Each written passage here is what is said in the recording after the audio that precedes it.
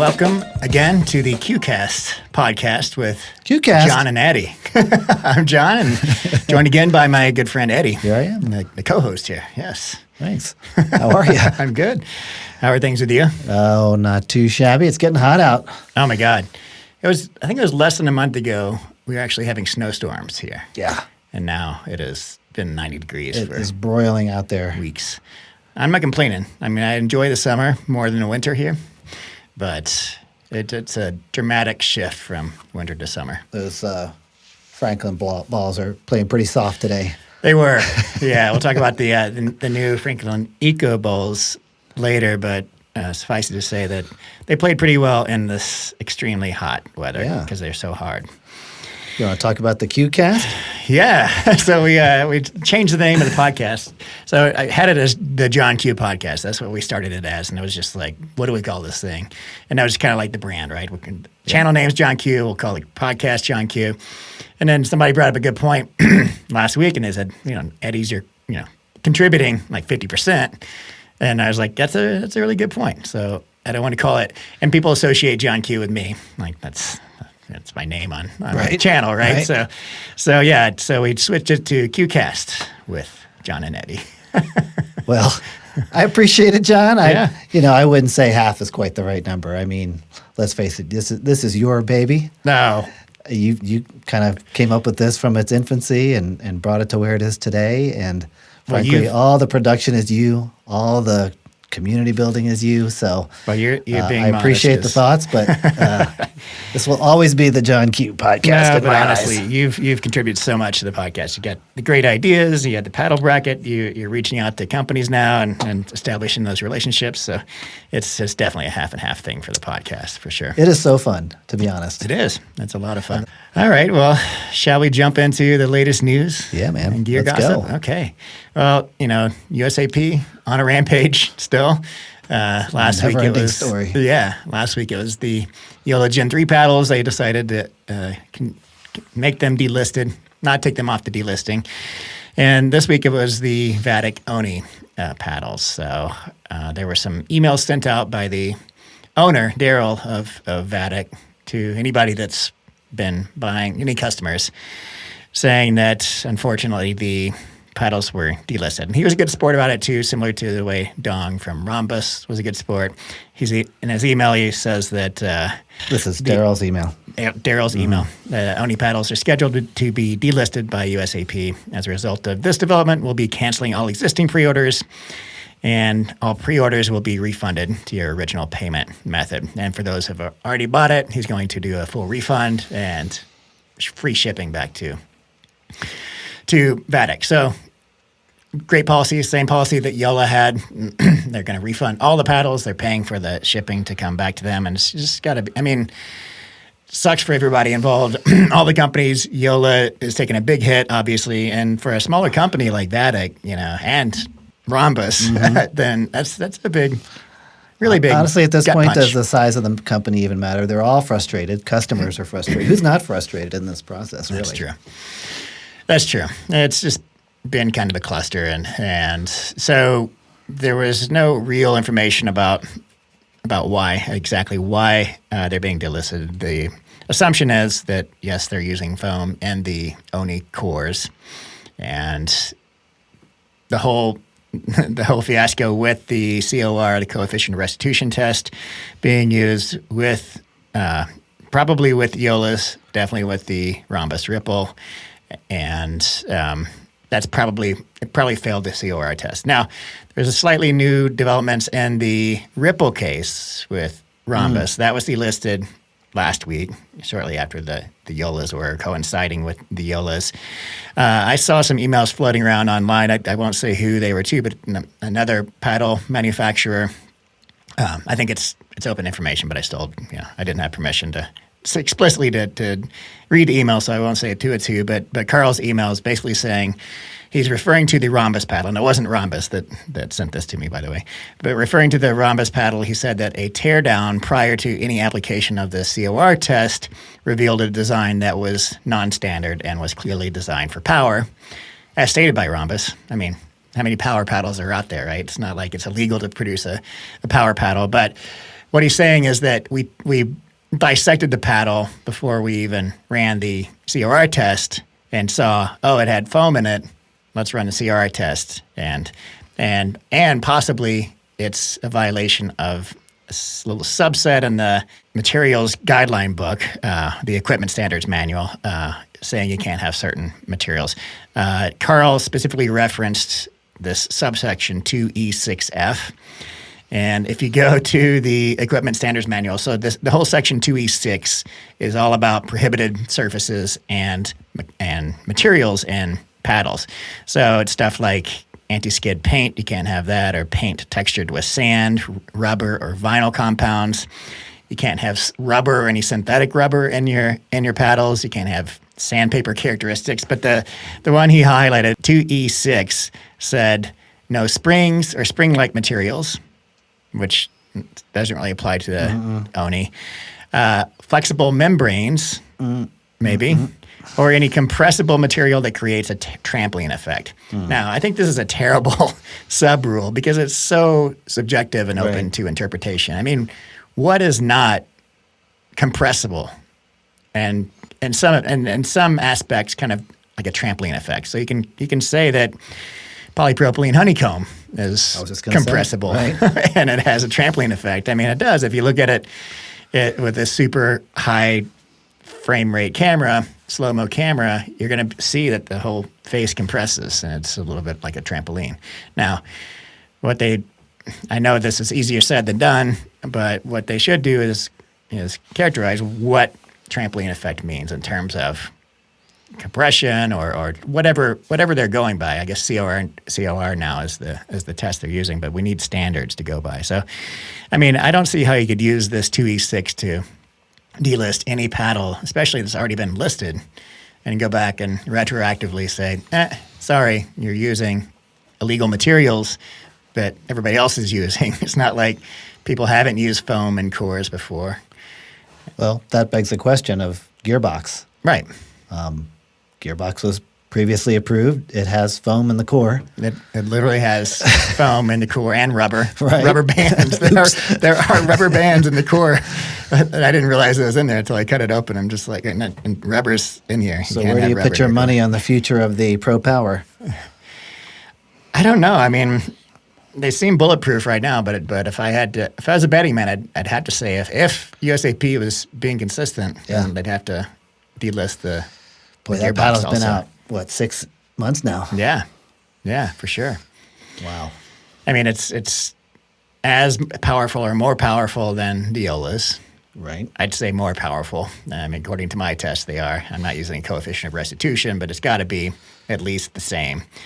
And the materials are, there's even more materials in the gearbox core than there was in the Yola core and the Oni core and the Ripple core that would cause people to raise an eyebrow. And, the trampoline effect, it was advertised as having that trampoline effect the same as the Yolas, and it does, for sure. And it has a full floating core, does it not? Yeah, it does. The whole thing is bounded in foam, and then you have the carbon fiber ribs with foam inside the ribs, and they're segmented so they can flex. I mean, it's an ingenious Sounds like system. a trampoline to me, though. Yeah, it sounds like a trampoline, and it's not like anybody, Gearbox, Yola was explicitly trying to break the rules. It's just they were working within the framework as it was, and now that framework is changing.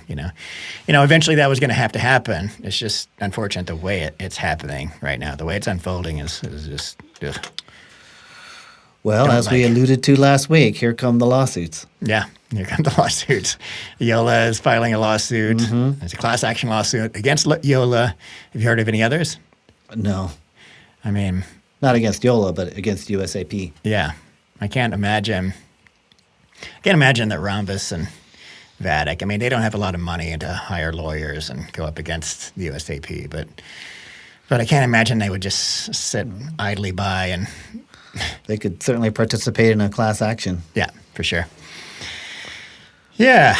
Well, Eddie, any other thoughts on this whole delisting stuff? No, it's a mess. It's a mess. There was a question in the comments about what people are doing with their Yolas. Are they keeping them, going for that extended warranty that Yola's offering, or are they returning them? Yeah. And I think we're seeing a lot of different responses. Mm-hmm.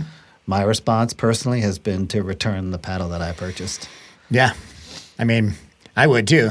They sent them to me to review, so I'm not going to return them. But if I had bought it, then that's nearly $300 that will just be sitting idly by. I wouldn't want to play with it in a tournament, and if that means I'm not playing with it in a tournament, I'm not going to play with it in reg play either.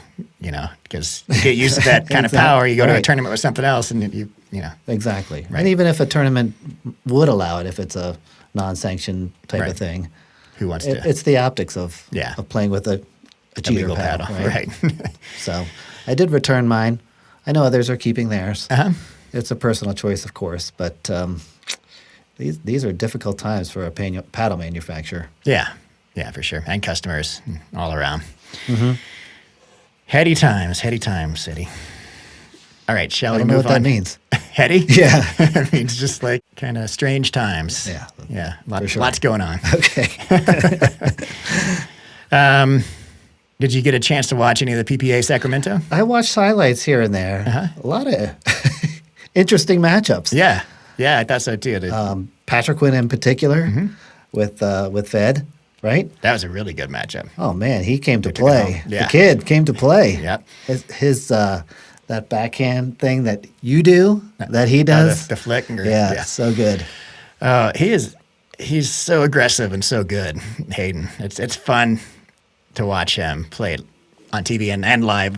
So Michelle and I went to see the Nationals in Dallas last year, and she was really impressed. My wife was really impressed with Hayden. She's like, "Here's this little kid out there with 3 grown men. He's just killing them." She was just rooting for Hayden, right? But that's the beauty of pickleball, is that somebody with that kind of talent that he has, hand speed and coordination, he can give it to anybody, right? And beat anybody on any given day. It felt to me like J-Dub was struggling Oh, he through certainly the was. weekend. I don't know yeah. if it was the heat in Sacramento or Who knows? something else, but he did not look like his normal self. No, I felt bad for him. I think everybody can feel for that level of kind of dejection where you're just like, I'm not playing up to my potential, and it sucks. You really saw Yeah. that in J-Dub's For me, it was an this hour weekend. ago. For me, it's constant. I mean, that's my normal state. But yeah, there were new matchups. In addition to Patrick teaming up with Fed, we also had Tardio, another young guy, teaming up with Riley Newman. So it was interesting to see Riley back in the PPA. Hasn't been playing. He played well, I thought. He played well, considering yeah. the break. There was no ring rust in Riley's game. But I thought that was a really fun pair up too. I mean, Gabe is so fun to watch. It's streaky for sure, but when he's on, he can beat anybody in the world, hands down, right? Did you catch the match against Johns and Ignatowicz? Yeah, I did. There were some just wicked hands battles. That was nutty. And that was another interesting matchup. So Colin was in Europe or something, and so Ben teamed up with James Ignatowicz, Big Papa Jimmy. That was so weird to see those two on the court together, because Ben is like so composed and minimal movement, so efficient with his movement, and James is just like the Energizer Bunny over there, hop, hop, hop, hop, hop, hop, hop, and there was just like yin and yang. It was so funny to watch. Yeah. Yeah. It's bizarre. It's weird to see James on the right side as well. Yeah, I think he's not very comfortable over there. Yeah, He's had so much practice on the It left. did not look like it. No. I mean, they played well. And Ben looked a little out of sorts too. So A little bit, yeah. Ben's used to playing with his brother, and he's got his people. But it's fun to see him play with different people too. I mean, they did well. They went out in the quarterfinals, I think, to who was it? I think it was Riley and Gabe, right? I think they beat Ben and Jimmy in the quarters, and then Gabe and Riley went on in the semis and got beat by Fed and Hayden, Patrick Wynn. Did you see the part where Ignatowicz was playing? I forget who he and Anna were playing, but he hit this amazing overhead winner, and then they called a halt to the game, and then they called a fault on him because his sticker fell off of his paddle into the kitchen. His USAP testing sticker. That's what I'm not unclear. I think it was the Pickle Pro Lab sticker, because you have to get your paddle passed at the tournament, and the USAP shouldn't be a sticker. It should be embossed onto the paddle. So I think it was the Pickle Pro Lab sticker. I see. Whatever stickers they put on the paddle to say it's approved for that tournament fell off into the kitchen. And poor James, last year he got called for excessive foot movement. He got a fault for that. And now he got a fault because it does amazing overhead and his sticker fell off. I mean, technically, yeah, I guess that's a fault. Anything that goes in the kitchen, but come on. I mean, yeah, let's bend Did the that rule a really little affect bit. the outcome of the particular play? No, not at all. But yeah. I feel like it kind of like took the wind out of his sails, that game. Yeah, it sure did. I mean, him and Anna they're playing incredible, though. They're just getting better each and every. Anna Bright's lobs are just on point. I noticed that watching her play live in Dallas for that PPA, and I was just like, man, those lobs are incredible. Everyone's hitting like 6 inches from the baseline, and she was just they were reestablishing at the kitchen and pushing their opponents back, or they were clean winners, and she was continuing that streak in this tournament quite a lot. Really good lobs. What impressed me watching live is that the lobs aren't tremendously high. They're not these high loopy lobs. Yeah. They're well timed, and they're just kind of flick lobs, like just a little bit above the reach of a fairly tall person. Right.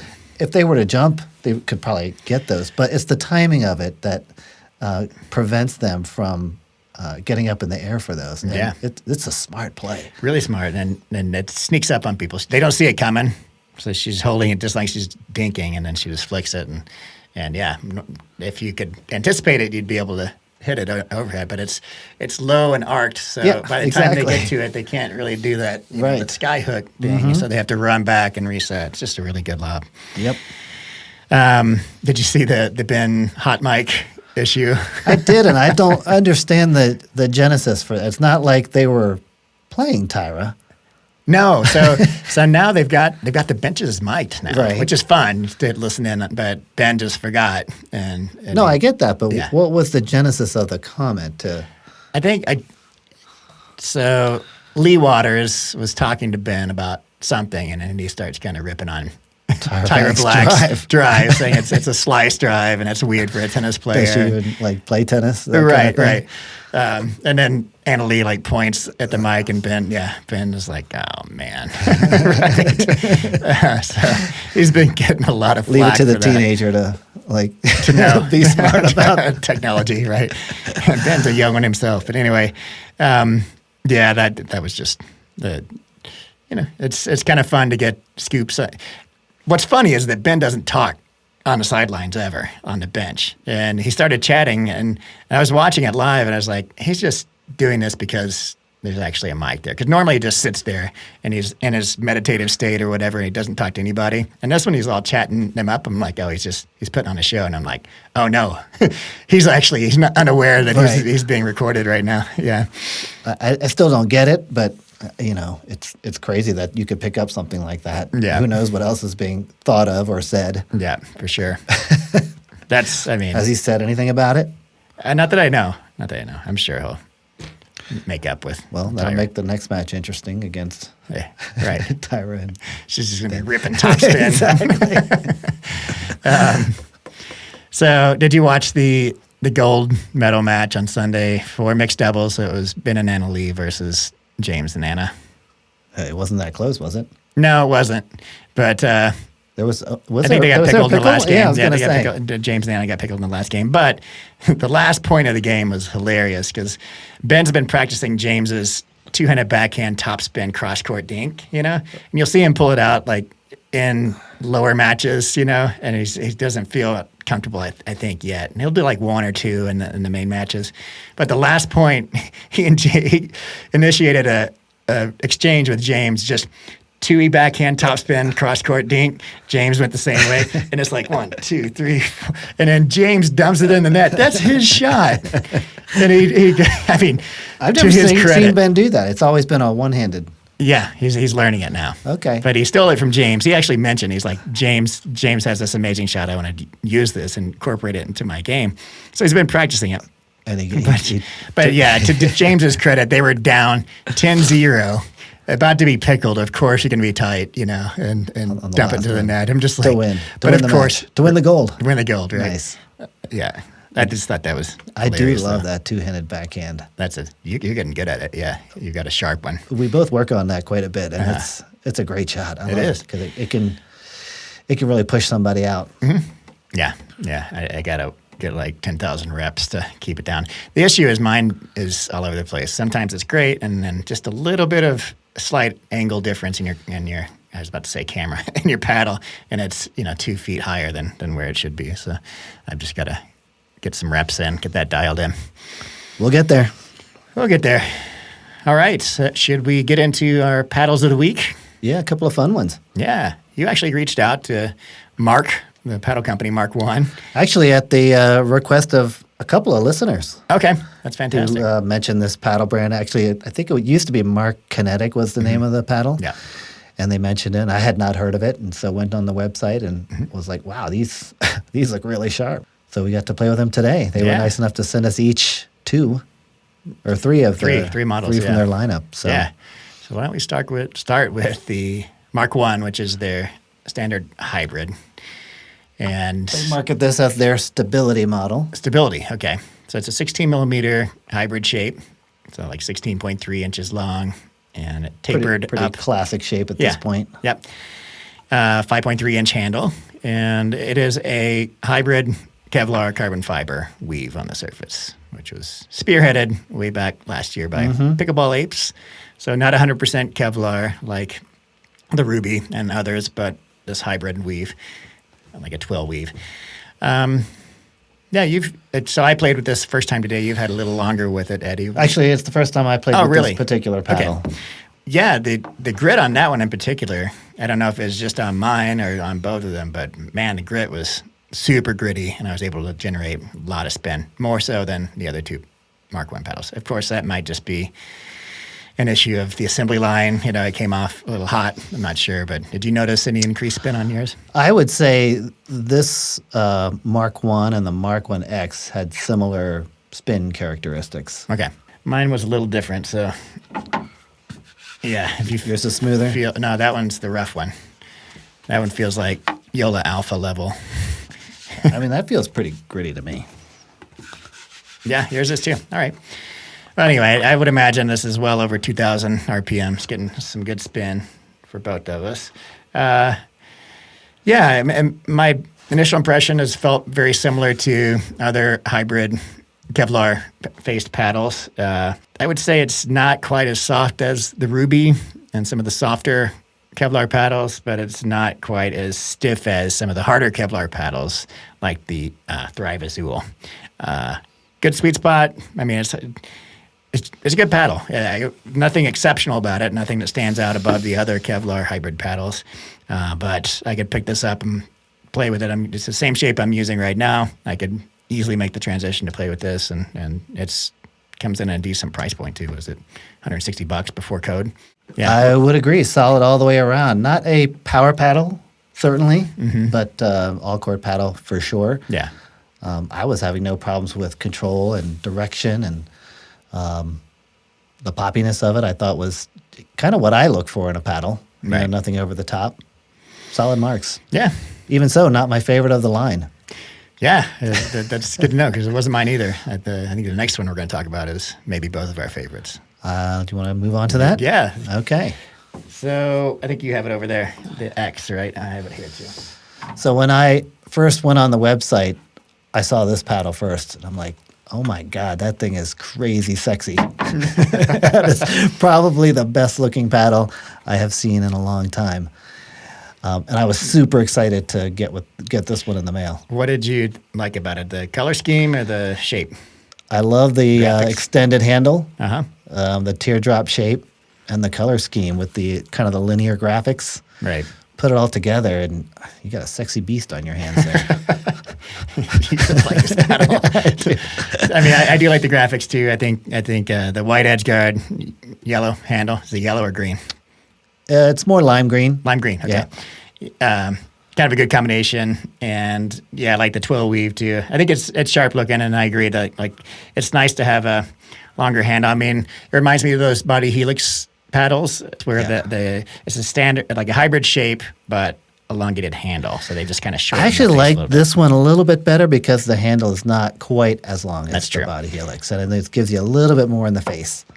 I think you're right there. I think that the body helix elongated handles, the faces are a little too short, and it's less forgiving in terms of the sweet spot. You lose a little too much real estate. Yep. This one seems to find a better balance there. I didn't have any problem at all with the sweet spot being too short. I was hitting it, but I didn't miss a sweet spot, and I gained the handle, a longer handle for 2Es, as well as just more power resulting from the extra leverage you get from a longer handle. Yeah. Yeah. So I played with this one last week. I was super excited because, like I said, it's a great looking paddle, and I wanted to like it, and I didn't. You didn't like it I last was week. so I remember you saying that, yeah. I was so disappointed. I'm like, I can't make it work with this thing. And then I put a little bit of weight on it, and sometimes weight on a paddle helps it a little bit.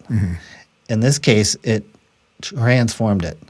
And I think the reason why, thinking about it a little bit, is that this face has a little bit of a teardrop shape to it. And it's a little bit more narrow down here. And I think that changed the sweet spot enough where it was affecting the way I play with the paddle without weight. Right. Adding this little bit here kind of makes it feel like one of these. Yeah, that's true. Opens up that sweet spot to a place where now this is my favorite in the line. And I should have clarified when I was saying that I picked it up and played. I was playing with yours that you weighted it up. I didn't play with the right. unweighted one. Right. So it looks like you added 3 grams, 3 grams, on each yep. side. This was like just a little lower than, just a little lower than the widest part on the flare here. But yeah, whatever you did there worked for me. Is it going to be top paddle in my bag? Probably, I don't know yet. We'll Right. see. I need more time with it. But I would definitely say, if you're into this paddle, give it a try with some weight on it, and it's going to just really, I think, transform the way this paddle feels for most people. Like I said, there's the extra leverage you get from the handle without sacrificing much in terms of the sweet spot, which gives you more offensive options, just a little more power. Similar to like the paddles that have a layer of fiberglass under the carbon fiber. There's that little extra subtle difference in power. That's what I was feeling with this I'm pretty sure this is just straight up carbon fiber and then a Kevlar facing. There's no fiberglass in it. Right. And I was feeling just a subtle difference in power with this one that I miss with the more standard shapes, the more hybrid shapes, I should say. I love this paddle length. Not the length of the paddle, sorry, the handle length. Right. It's probably 5.75, 5.8 maybe. Yeah, and it's the same overall length, so it's still a hybrid paddle. Yeah. But the handle is just that it's crazy how longer. much like an eighth of an inch even can just transform how I a know. two-handed backhand feels. Before I started reviewing paddles, or when I first started in pickleball, if you would have told me that like an eighth of an inch could have made a difference one way or the other with width and length, I would have been like, you're crazy. It doesn't. It completely transforms the paddle. I mean, if you know what you're doing with a pickleball paddle, maybe not for a total beginner, but yeah, it's. I wouldn't say I know what I'm doing, but I'm getting there. It's all relative, right? Right. Yeah, cool. And then they also have a elongated paddle, The Mark II. the Mark II, which from the looks of it is a 5.5-inch handle. Looks like, your classic elongated shape, like the Rhombus R3 or the Carbon 1X. And yeah, I hit with this for a game and felt very similar to most other elongated paddles. It's not my shape anymore, so I'm a little biased against it. I'm not going to say I didn't like it. It plays great for what it is. It's just, not my thing anymore. I'm right there with you. I didn't get any extra power out of it because I felt like the other, the Mark 1X with that longer handle gives you the power you need. Right. Maybe the extra face area is nice to have, but honestly, I didn't miss it with the other paddles. I think if you're into that shape, Yeah. why not? Yeah, you're getting just like an eighth of an inch longer and a little more narrow to compensate for that extra length. So a little narrower sweet spot, a little more leverage given the length. But overall, solid paddle too. They come in at a good price point, at $160, and you can get, hopefully by the time this podcast airs, we'll have a a coupon code. 10%, I think, is standard. So I'll put it in the show notes. Yeah. Yep. And and I'll say the unboxing experience was really, really nice. They've got some nice packaging. The paddle cover itself is, I don't think we have one here, but it's pretty nice. it's really nice. I noticed the same thing when you brought them to me. And I was like, oh, not what I was expecting for a sub $200 paddle. And the graphics look nice. They're pretty distinctive. Overall, well done. Right on. Yeah. What's next? Well, I wanted to get your thoughts on the Shogun. I did a review on it a couple weeks ago, and they keep going out of stock as soon as it goes up for sale. I get it. Yeah, and they're coming out again Friday. So you've been hitting around with it. There you go. Another kind of bright handle, but this thing in the sun, by the way, it's like like that titanium weave, like just reflects sun right back at you. So right. Wear sunglasses, folks. Probably my favorite of the bread and butter line at this point. The Fat Boy isn't out yet, is it? No, it's and July. that one's definitely going to be up there. But this one is very, very controllable, very usable. The only thing I didn't care for was the handle. Girth. It's very girthy, right. Which I'm surprised because Doug is a very dainty fellow. So you'd think he would like He's got it. massive hands. Does he? Okay. I guess I don't know. I've been sort of leaning towards the thinner handles lately. Yeah, and I've noticed that trend with you. This one's maybe it's average. Maybe it's a little bit bigger than most, but I think it's 4.25 circumference, but it does feel slightly larger. Maybe it's closer to 4.5. Would you put this on the control end of the spectrum, John? I think I classified it as an all-court paddle. All-court? Yeah, and for me, it got good power with full swings and more subdued. It feels softer for sure than the Filth, which is the same shape as the Filth. And it's the same construction as the Filth. The only difference is the face, the facing material, which has that titanium weave, and it's odd because you'd think titanium is going to feel hard and stiff, but it is the opposite. And yeah, I feel like it's like a Filth with more control. So yeah, more control-oriented all-court paddle. It feels a lot like the Kevlar weave we've been seeing a lot of lately. That's true. That's a fair comparison. And I'm curious to know how it fares in the long run as far as durability of the face goes. Right. Yeah, I think you feel it. It doesn't feel super gritty, and you're like, oh, it's not going to get great spin. I think it got 2,000 or somewhere around there, so it's top tier. And I imagine the wearing of the grit is similar to other raw carbon fiber and raw Kevlar paddles. It's gonna wear down, but yeah, overall, I think it's a great paddle. It is. Yeah. Are they on their third run now? Fourth run? I think this will be their third or fourth. That's awesome. Good for Doug. Yeah. Yeah, just a subtle improvement over their previous paddles, but a nice addition to their lineup. Oh, and by the way, the Oishi sauce that came with the paddle sold out in the first. I think I had 1,000 of those boxes with the Oishi sauce.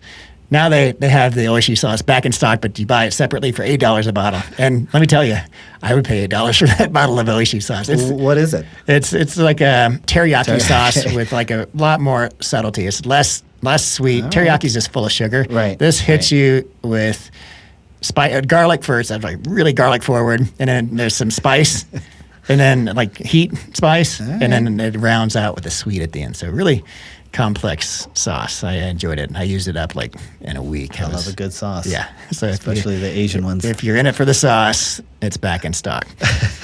And talk about an unboxing experience.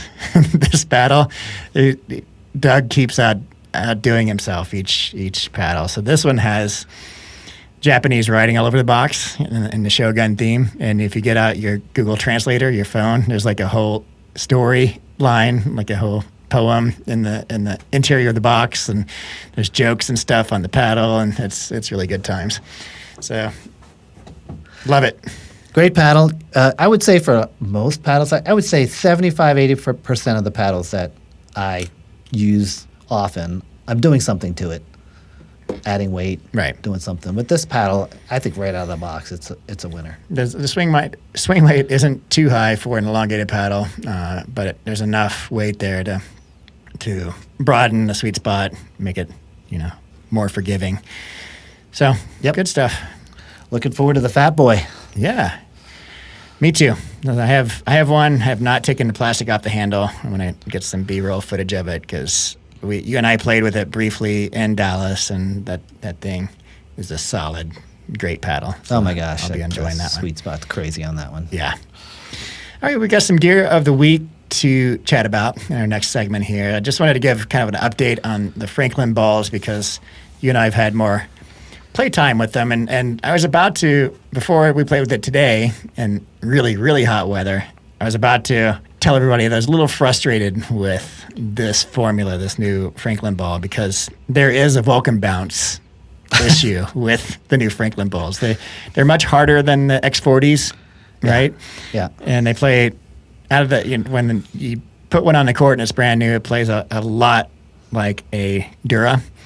But it's brighter, so it's better looking. And then after our first game, we played with it. In the middle of that first game, it went out of round and started hopping funny. And then I played with it a few more times. I got some bad bounces. Brought in the second ball of these. The second one's holding up better. Hugh and I played with that today, and it was 90-something degrees, blazing sun. And it actually played really well in really hot weather. It softens up a bit, it's not as hard. Similar to a Dura, balls are going to soften up in the heat. But I feel like if you're playing in probably 80-plus degrees, then this is a really good option. And that one, it didn't go out of round today. It didn't get any funny hops. Yeah, we'll keep an eye on that one. But I would say that's an accurate portrayal of what's been happening lately. Yeah. I've never seen you just whiff on surf returns as much as you did when we were first using that ball. It was bad. You're like, what is going on here? The ball just hit the ground and rolled, Yeah. basically. Yeah, it was an odd one. But it played very consistently today. It did. Hopefully that was a one-off. We'll keep playing with them and see. It's going to be an issue with harder balls. They're going to have either an issue with cracking very easily or going out of round or both. But usually it's one or the other. So the Dura was an example of balls that cracked very easily but held their shape okay for such a hard ball. The Vulcan is an example of one that went out of round almost immediately and get the bad hops. And frankly, I think the Dura was a better option. I was as frustrated as I was with Duras because they're so expensive and they cracked all the time.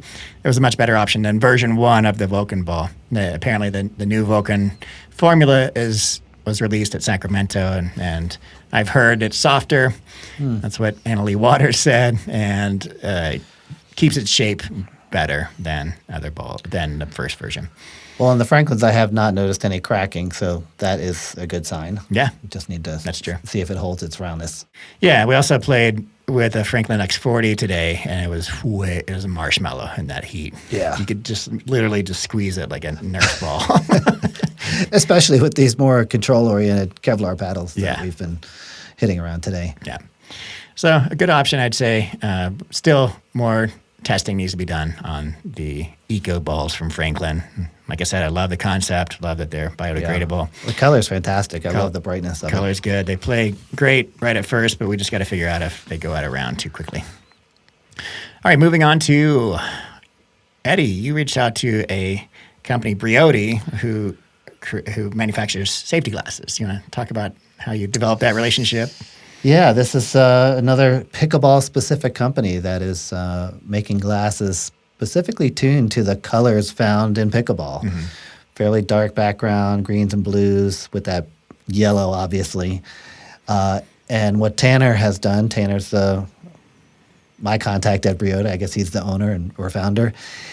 He worked for many, many months trying to just figure out the calculus behind sort of the best tints for pickleball and sort of narrowing down the wavelengths that you want, the beneficial ones, and getting rid of the ones that you don't. So he's come up with these glasses that come in 3 different lenses, one that's basically clear, a low light, and then a full sun version. Mm-hmm. And we wore these the last couple of days in a variety of conditions, overcast to full sun. What were your thoughts on the performance? Yeah. Did you pronounce it Brioti or Brioti? Brioti. Brioti. Okay. Yeah. So I first put a pair on yesterday. We were playing outside, and I played with them again today. And when I looked at them on the website, I was like, oh, I'm not so sure about this shape. It kind of looks like the goggles shape a little bit. But when you hold them in real life, they're much smaller than they appear to be on the website, and they fit really well. And I think they look.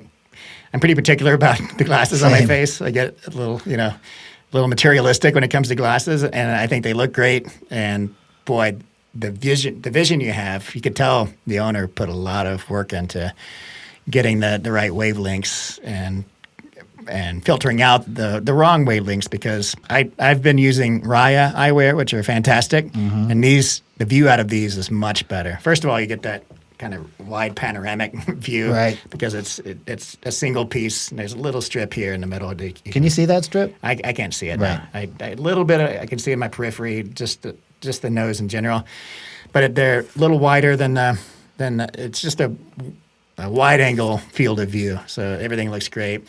And the colors pop better out of these too. And I'm colorblind, so that's saying something. It works for colorblind people too. So I played with That's good to know. I played with these, the sun ones, and I played yesterday. It was cloudy, so I put on these low light ones, and those work fantastic. That was surprising to me how well that made just everything. So like just super high contrast. Like the pop of the ball is just, you could really focus in on a ball. Yeah. I've used a lot of sunglasses, and these are not polarized, which is a good thing. Yeah. You don't want polarization on a pickleball court. Right. They're just all around great. What are your thoughts of them? I like the Rayas. I actually tried yours on again yesterday after not having seen them for a while. And I was struck by how kind of like nose heavy they were. They always felt like they were kind of tilting forward. These Briotis feel just so well balanced. And maybe that's just the shape of my head. I'm not saying Rayas are not good. They're fantastic glasses. Yeah. But these are just so balanced. They're almost like they're not on your face. That's a really good assessment. One of the downfalls, the cons of the Raya glasses that I have, which are the reflex model, are the nose piece is really, really thick. And it's partly because that's the mechanism. You peel off the rubber and you use like a little Allen wrench to loosen this screw, and that's how you change out the lenses on the reflex. But it leads to like this kind of thick thing right in the center of your nose. You can feel it on the bridge of your nose. You get used to it pretty easy, and it's not uncomfortable or anything, but you can also see it out of your peripheral vision. These are definitely way more comfortable, and they don't slip. Like, I've had so many glasses that when you're active, they slide down your nose. Once they reach this part of my beak, they just like wink. They slip all the way down. They never reach that part of my nose where it starts. John, you look like a badass with this on. I don't know about that, but yeah, they fit well. They're super comfortable. They don't slip. They didn't fog up on me, and they look great. Like your vision out of the glasses looks great. So speaking of fogging up, there's a feature on there where there's kind of a hinge on the frame itself. So if you kind of pull that hinge like apart, there's venting at the top of the lens so if you're fogging up, you'll get a little bit more airflow there. So that's a really an interesting feature. I didn't have a chance to try that yesterday because the lenses weren't fogging up. Yeah. So it is one solid lens all the way across, but on the inside you get kind of this lever which you kind of flip down, and that's how you replace the lenses. It is, I would say it's definitely easier than the Rayas. Tool-free, which is always nice. Yeah. No tools required. And another great unboxing experience. Yes, everything is very high quality. Now these are not cheap glasses. I think like retail they're over $200. Right now they're I think they have a sale. I don't know if it's kind of a semi-permanent sale, but we also have a 10% off coupon code, so you can get these glasses for $172.80, which it's an investment. But if you're into for great vision on the court, I'll do that all day, safety. every day. Yeah. I'm one of these people that buys top quality stuff, and you can keep it for a few years, and instead of spending $30 on a cheapo pair of glasses and replacing them every few weeks. So yeah, good stuff. Impact resistant as well. Yeah, they're made to take damage. Very cool. Yeah. So thank you, Eddie, for establishing that relationship, and thanks to Brioti, and who's the gentleman's name again? Tanner. Thank you, Tanner, for sending Super us nice these guy. demo He's, glasses. he's really technical. I mean, Is he? you're technical about paddles. He's Into nerdy about glasses. Nice. about optics. So Of like mind. should have him on the show at some point. That would be awesome. Well, there are some viewer questions which people submitted on YouTube. So if you're listening on iTunes or another audio-only platform and you wonder how to submit questions, just come to our YouTube channel. So it's under John Kew Pickleball, but our podcast is under there, and you can leave comments there. So a couple of good questions, or a few good questions from last week. One of them was, somebody was curious. This was Pickleball Hangout, asked how much was the balance point affected by the new end cap. So if you remember from last week, let me get my paddle. Every time I turn around to talk, my voice does not pick up anymore. So I'm going to get my paddles and then we'll talk. So last week, we had discussed new end caps. So these are universal end caps that you can use on any paddles. The brand name is Slyce. And I'll hold this up here so you can get a... Not exactly universal. Well, right. There are like 7 different varieties, but those 7 varieties fit basically every paddle out there, Right. every major paddle brand. And they're basically 1 ounce each, these end caps. They range from like 27 to 29 grams, which is roughly, it's just under an ounce. And you have to take out the sock grip, and then you pry off your end cap from your stock paddle and then replace it with this, and then just put it's not hard to do. And you and I played around with them and enjoyed them. I'm actually using, this is my primary paddle, the Shapeshifter. It's yours too. And I have a couple of them. I have one without the end cap and one with, and I always gravitate toward the one with the end cap. There's more forgiveness. There's more stability with the paddle. There's definitely more whippiness, like any wristy movements. Not that that's a good thing for most shots, but if you're flicking from below the net or even drives, there's some wrist movement in the final part of your drive. You notice that you get a lot more whip through with these caps on. So to his question, what did it do to your balance point? So for the core Shapeshifter, it dropped at 1.9 centimeters, and for the J2K, I also put it on there, it dropped at 1.8 centimeters. That's significant. It's significant. It may not sound, if you're not familiar with the balance point, it may not sound like much, but literally the balance point is where the paddle balances. And it's measured from the end of the handle up onto the face. So 2 centimeters makes a huge difference. So if you look at it in terms of percentile, so where the balance point falls within all of the 200 plus paddles in my database, or 100 something paddles in my database. The original core Shapeshifter was the 32nd percentile. That dropped down to the 2nd percentile. For the J2K, it went from the 18th percentile as a low balance point to start with down to the 1st percentile. So it's like 3rd from the very bottom. So it really dramatically drops your balance point. And yeah, I mean, you've been playing with them too, Eddie. What are your thoughts on kind of the feel of the caps? Honestly, when we first started looking at these, I wasn't sure if it was a gimmick or not. I'm fairly convinced at this point that this is the future of where I want to be with my paddles. It's been happening in tennis for a long time. But man, it takes a little bit of dialing in. So I applied the speed cap. Is that what it's called? Speed cap? End cap? Slyce. Okay. To my Shapeshifter. And it almost felt like the paddle felt thin. And there was some unwanted vibration. I added a little bit more weight here to the 4 and 7. I'm up to 12 grams. No, Wow. 6 grams on each side, Wow. 12 grams total. And it is fantastic now. This is a setup that is just so nice. Yeah. It feels so good. I mean, the impact on balls just feels amazing. And the sweet spot feels gigantic now. And it does take some dialing in. I think you can't just add it here and not do anything else to the paddle. I think you're not going to be happy. But Sure. this with some additional weight here, it's nice. So, I mean, I think what's happening is that the more weight you add to the paddle, the more plow through you get, the broader the sweet spot in general, and just it feels more forgiving. There's also some power perks, and depending on where you put it, it can usually decreases pop because you can't speed up the paddle as quickly with a short stroke.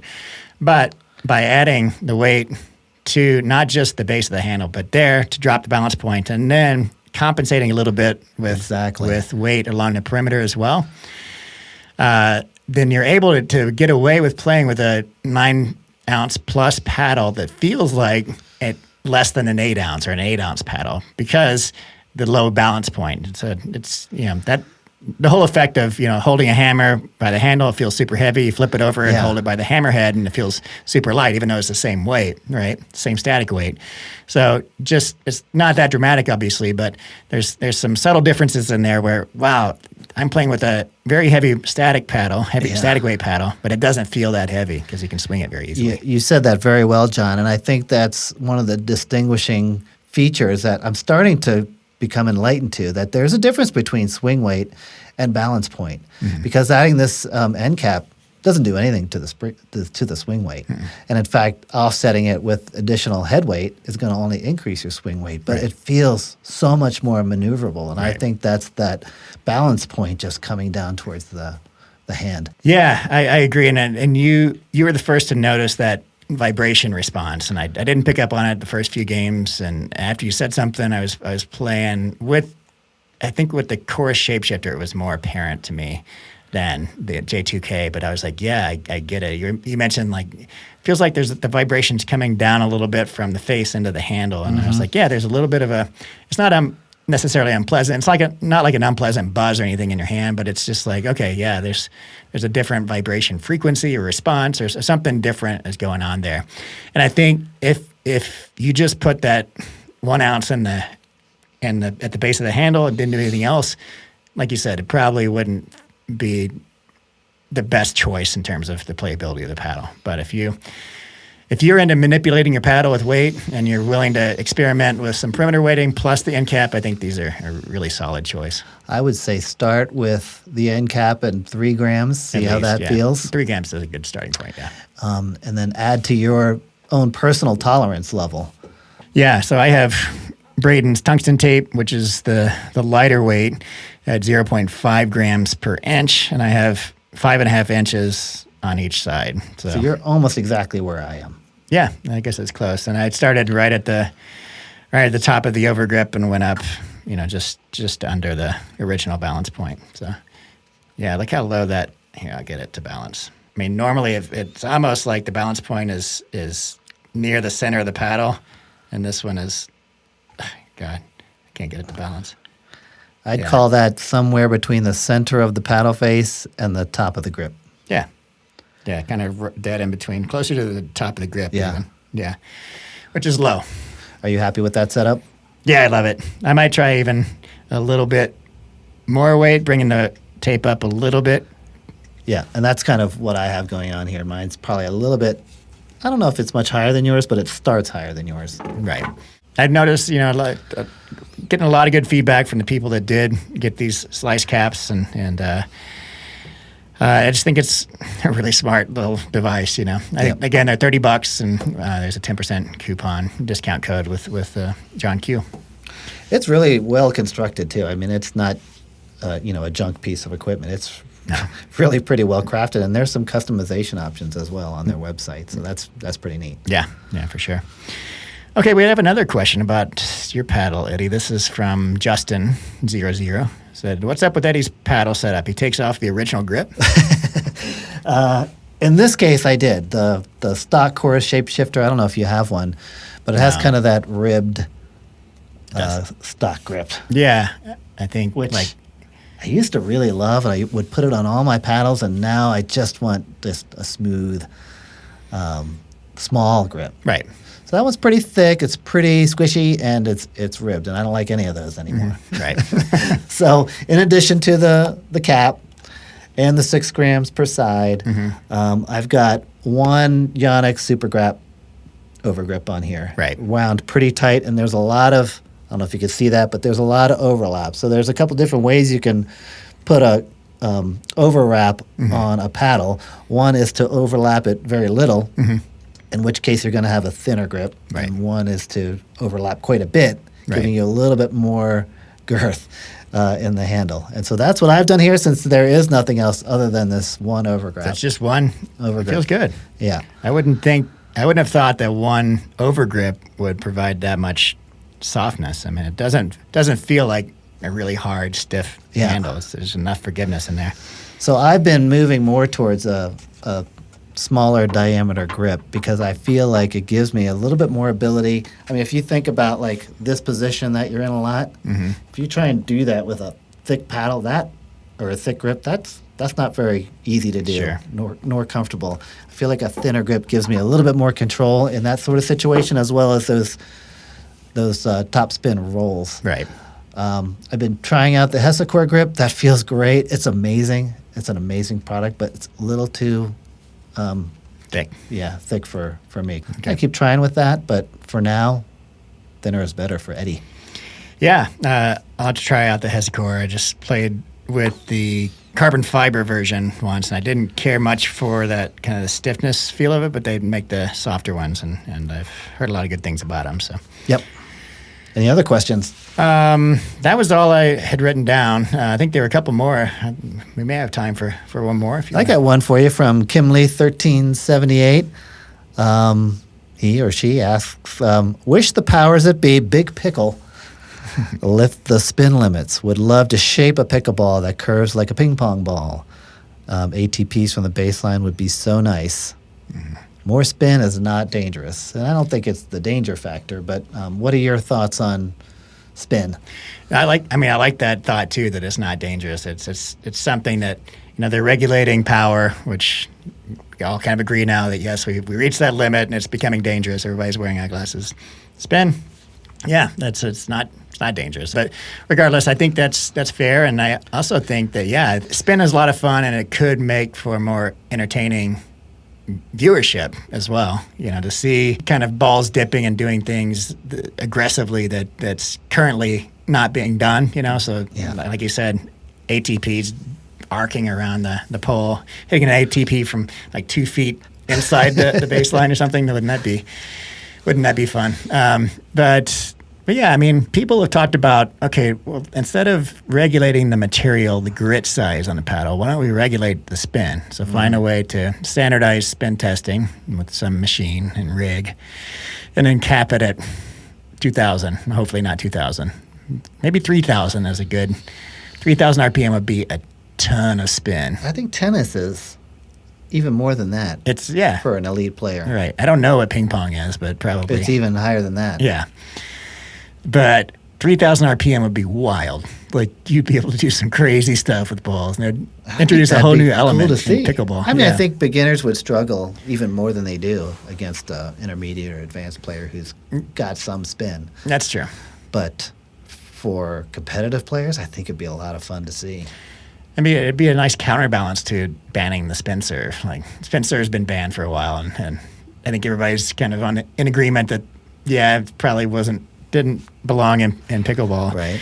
But it would be stupid to have the spin serve plus a 3,000 RPM paddle, because you'd be able to do things with the ball that nobody would be able to return a serve from. But now that's out of the picture, it'd be fun to watch. I mean, why not experiment with it at least? And maybe there's some loophole we're not considering right now where we're like, okay, that's not fair, that certain people have an advantage and other people can't handle that advantage, But I love putting spin on in my game, and I would love to have paddles that get more spin.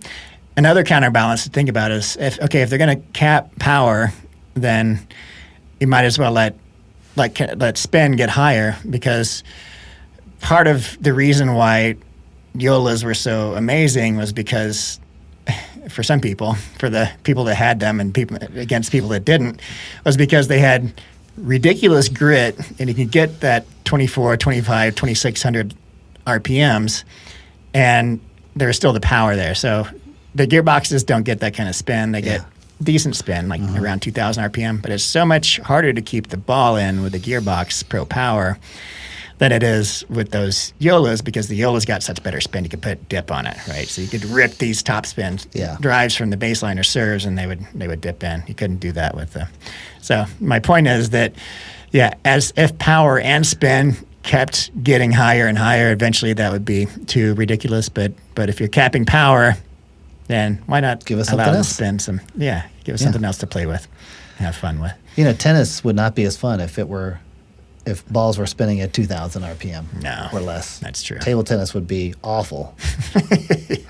You'd have to patty cake every ball, right? So I'm totally good with it. Yeah, I like it. Good questions. Like it. That's all I have for you. That's all I got. Any plans for the upcoming week? I mean, we've got San Clemente and weekend after next. Yeah, ahead of that, so Salome Davice is coming into town to teach a very small clinic. I think only 8 people are able to take advantage of this opportunity. I'm one of them. It's going to happen on Thursday. Mm-hmm. I'm looking forward to it because say what you want about any pro player. The fact that they're playing pro pickleball is an achievement, right? Yeah, and the 100%. fact that she does so well at Top 10. particularly singles, Mm-hmm. which is something I've thought about getting into more. I'm really into it. So Right. hopefully it's a good opportunity. Maybe get some footage for the pod. Who knows? Yeah, that would be fun. How about you? You have to let me know. It'd be really funny is If I beat her? If you get on the court with Salome and be like, hold on. Line judges. Get like 4 of your friends to sit on the lines. No, I'd love to hear it. Like, she's got some wicked drives. Like, her control and power on those drives. I think let me know what her paddle is weighted up to. I think she plays with like a 10-ounce paddle. Really? I think it's Okay. just like coated with lead. I'm curious. Yeah. It's a paddle tech, right? I think she switched around. She was with Vatic for a while. She's playing with Vatic. I don't know what she Okay. plays with now. No, maybe Paddle Tech. Yeah. But actually, I just got invited to a Proton event over the weekend, so I'm going to Phoenix. Okay. Proton's releasing a new paddle. I think Pickleball Central's involved.